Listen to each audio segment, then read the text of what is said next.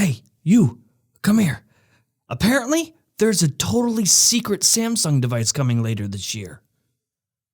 Want daily tech news in a way that doesn't suck? Of course you do. Hit that subscribe button and turn on notifications so you don't miss the next episode. Yo, what's going on, guys? Welcome back to Front Page Tech. Of course, did I say Front Page Check? Welcome back to the show that gives you all latest tech news to give all right. That up real good. The show that gives you all the latest tech news from one geek that is me to another that is you. Happy Wednesday, happy hump day, day of humping. I'll hump you. I won't, that's a lie. I will not, absolutely not. What kind of channel you think this is? All right, so story number one, numero uno for the day. As you know, we got two things to expect from Samsung, two new smartphones from Samsung to expect by the end of the year. Number one, the Note 10, which of course everyone is excited about, as you should be. And number two, the Galaxy Fold.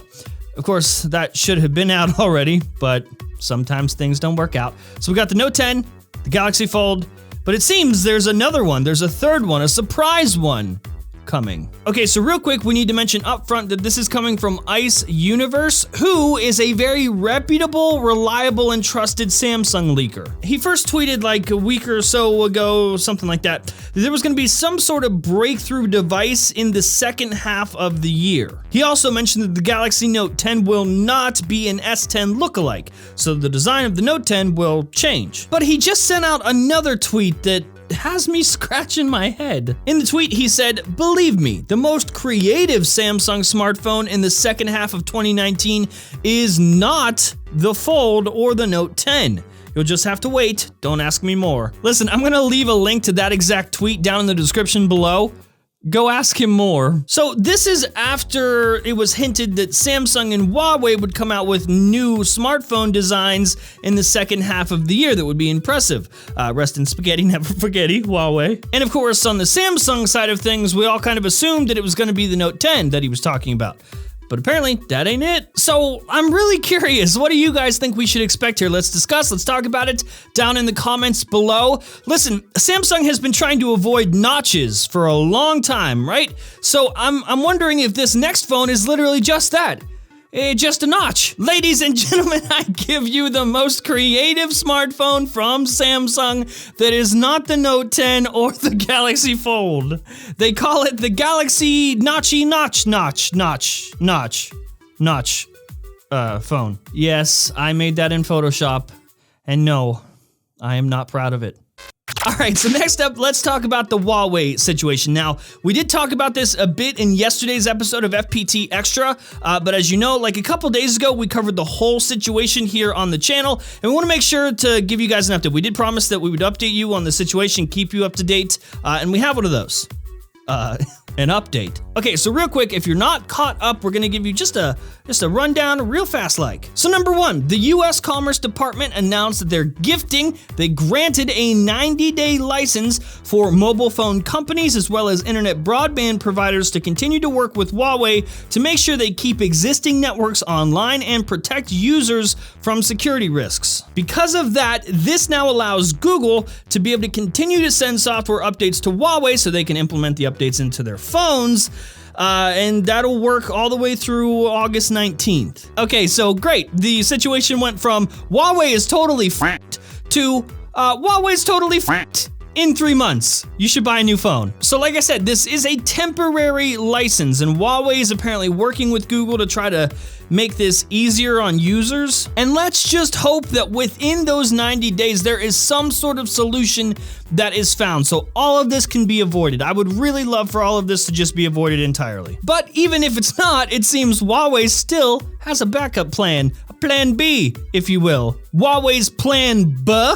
is apparently their own OS. Now, we sort of knew this was happening. We expected this, and apparently so did Huawei. Huawei expected this shitstorm to happen at some point, so quietly, in the background, they've been working on their own OS to ship on their devices. They've been doing this, I guess, since like 2012. They've been working on their alternative to Android since 2012. And on the plus side, this custom OS, whatever it's gonna be, will run Android apps. It'll be compatible with Android apps and could launch in the fall sometime. Now, real quick, this reminds me of a certain thing. Let me just show you real quick. What you're looking at here is like the very first episode of Front Page Tech all the way back in the day. This was 2013 sometime, and BlackBerry was actually working on their own OS. Before they caved and finally put Android on BlackBerry devices, they were going to ship their devices, or they started shipping their devices with, I think it was BlackBerry OS. And to make it seem like they had a lot of apps upon launch,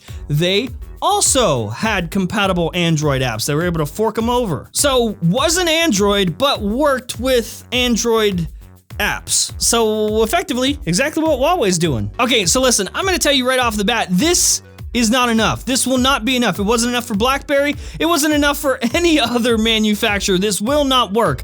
Sure, they won't be completely destroyed and depleted to 0% market share everywhere, but I mean, they're still really, really f***ed. They can start shipping their devices with their own OS, and that's fine. It'll be compatible with Android apps, but it still won't be Android. So I'm sure they'll still do well in markets like China, but like, it's gonna be a very, very tough battle. And they were growing so crazy well throughout the last few years, and this is a massive blow. And no matter what this OS is, without Android and without Google services, Huawei's smartphone business is a sinking ship, no matter how you look at it. You can be in denial all you want, but they need Android. So that's that. That's the update. I really want them to figure this out. Like, I want...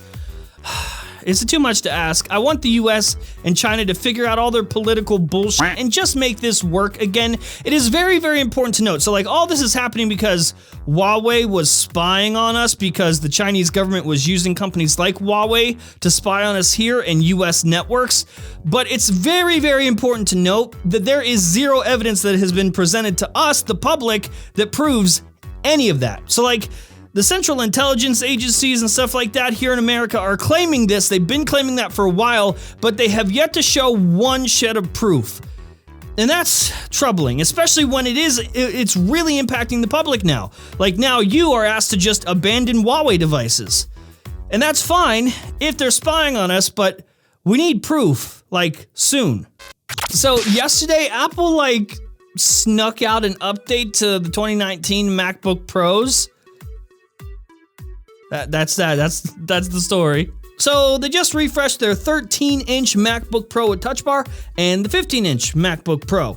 They all now have new Intel processors. They can now ship with 8 core processors inside, and that's cool. They're faster, obviously, great, but that's not the star of this update. No. They also made changes to the keyboard. We will now show you a bunch of articles about the keyboards on MacBook Pros. As you know, if you've been following this for a while, MacBook keyboards have been duty poop. Back in 2015, Apple did a thing where they fixed a thing that wasn't really broken, but they had to Apple it up and give us brand new butterfly keyboards in the MacBook Pro. But there have been problems every year since. So many complaints about the keyboard, and there's a whole keyboard replacement fixing program thing. So now, with the 2019 models, they have changed it again, fixed it again. I think this is like the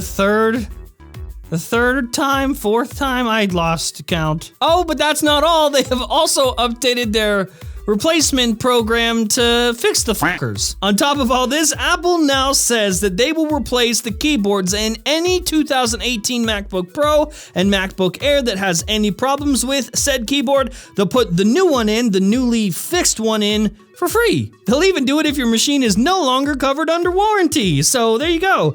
If you ever wanted Apple to admit they f***ed up, that's it. There you go. Listen, like I said, again, this is like the third or fourth time that they've fixed this, so I don't know if I trust it.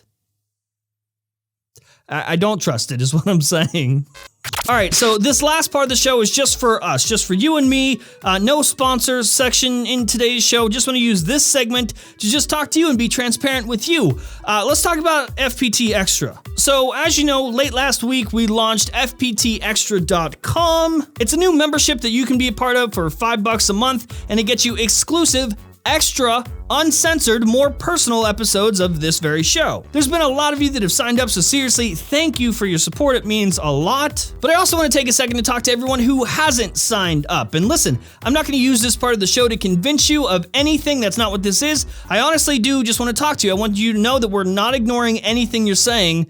We hear you. I don't want to be like other creators who just ignore this sort of stuff. I want to talk about it. I just want you to know that we are seeing you, we are listening, and I do want to clarify just a few things here. So right off the bat, you need to know that nothing here is changing between us. Like, we appreciate you guys just as much as the people that are on that site, on that platform, paying $5 a month. It's you guys that built this whole thing. You guys built us. So many of you have supported us for so long, some of you for years. And it's those of you that come back every day and give us your time that is just as valuable as the people going ahead and paying $5. You come back every single day to watch this show, and seriously, we'll probably never be able to repay you for all of that. All we can do is keep making this show for you to watch. So again, just a reminder, nothing here is changing between us. This is just an extra thing that we're doing, and if you want to be an extra part of it, you just give us a little bit extra. You give us $5 a month, but nothing here is changing. So number one, we aren't taking anything away from you and then asking you to pay for it. And number two, everything here on the YouTube channel stays the same. Next up, I hear a lot of people comparing this to like Netflix and saying that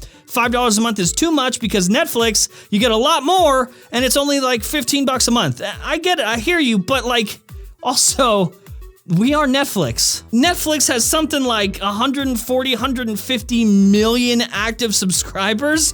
We're just two dudes. Netflix has those millions of paying subscribers. They have investors.